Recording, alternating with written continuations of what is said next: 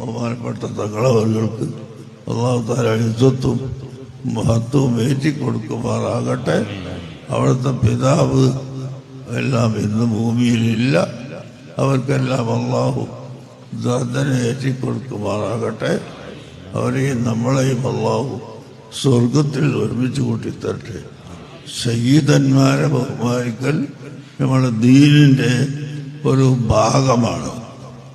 ഒരിക്കൽ മടവൂര് CM വലിയുള്ളാഹിയുടെ അടുക്കലേക്ക് ഞാനും അവയത്ത് തങ്ങളും കുഞ്ഞിബ്രാഹിം മുസ്ലിയാരും മൂന്നാളും പോയി. മുമ്പിൽ നടക്കുന്നത് കുഞ്ഞിബ്രാഹിം മുസ്ലിയാരാണ്. അപ്പോൾ അവിടെ ചെന്ന് സലാം പറഞ്ഞ് മടക്കിയ ഉടനെ തന്നെ ഒരൊറ്റ ചോദ്യം, എന്താ കുഞ്ഞിബ്രാഹിം മുസ്ലിയാരെ, തങ്ങളെ നിങ്ങൾ പിന്നിലാക്കി നടക്കുകയാണോ? ഒരൊറ്റ ചോദ്യം ചോദിച്ചപ്പോൾ ഉടനെ തങ്ങളങ്ങോട്ട് കടന്നു ചെന്നിട്ട് പറഞ്ഞ്, ഞാൻ നടത്തിയതാണ്, എൻ്റെ ഉസ്താദാണ് അവർ, ഞാൻ അവരെ മുമ്പിൽ നടത്തിയതാണ് എന്ന് പറഞ്ഞു. അല്ല പിന്നെ അങ്ങനെ ആയിക്കോട്ടെ എന്ന് പറഞ്ഞു.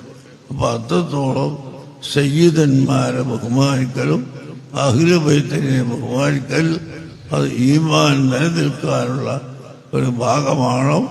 ആ അഹ്ലു ബൈത്ത് എന്ന നിലക്ക് തന്നെ